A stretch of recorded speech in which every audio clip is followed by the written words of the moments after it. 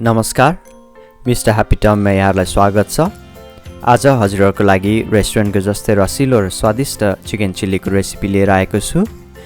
Chicken chilli चाहिँ नेपालमा एकदमै पपुलर इन्डो चाइनिज परिकार हो। यो बनाउन पनि एकदमै सजिलो छ र लगभग 30 मिनट्समा यसलाई रेडी गर्न सकिन्छ। यदि हाम्रो भिडियो मन परेमा हाम्रो च्यानललाई सब्स्क्राइब गरेर सपोर्ट गरिदिनु होला। चिकन चिल्लीको लागि हाफ केजी बोनलेस चिकनलाई मिडियम साइजमा काट्नुपर्छ। चिकन ब्रेस्ट अलिकति ड्राई हुने हुनाले थाई फिलेट चाहिँ चिकन चिल्लीको लागि एकदमै बेस्ट हुन्छ।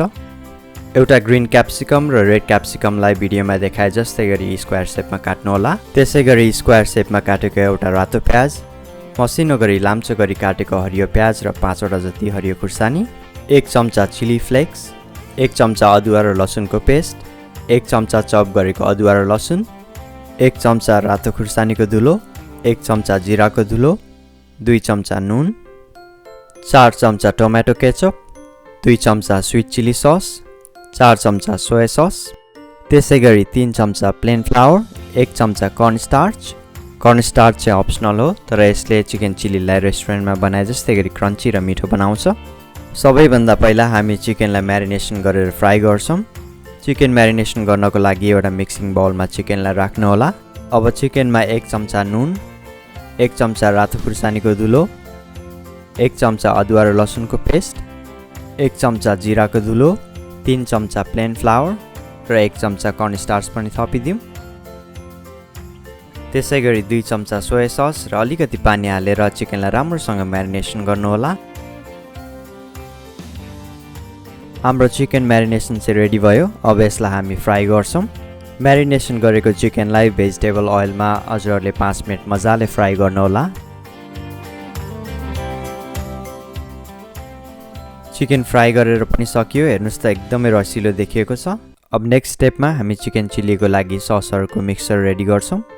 2 चम्चा सोया सस, 2 चम्चा स्वीट चिली सस र 4 चम्चा टोमेटो केचप राखेर राम्रोसँग मिक्स गरिदिनु होला।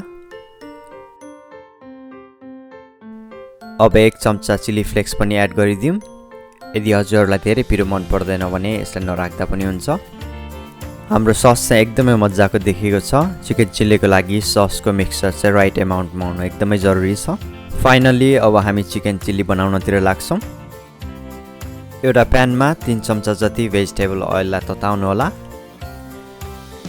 तेल राम्रोसँग तातिसकेपछि चप गरेको अदुवा लसुन र हरियो खुर्सानीलाई राखेर 1 मिनट जति फ्राई गर्नुपर्छ।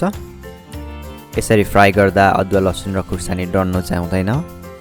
अब प्याज, क्याप्सिकम र थोरै नुन पनि थपिदिउँ।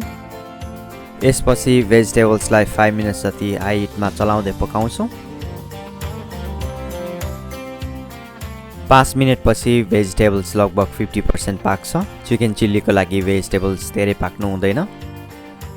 अब हामीले रेडी गरेको ससको मिक्सचरलाई एड गरेर 2 मिनटदेखि 3 मिनट मजाले पकाउँछौँ।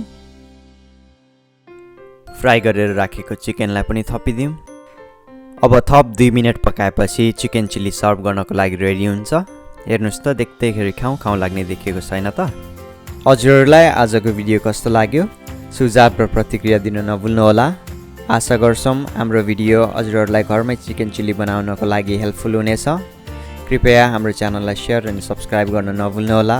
We'll see you soon in our next video. Till then, namaste. Thank you for watching our video.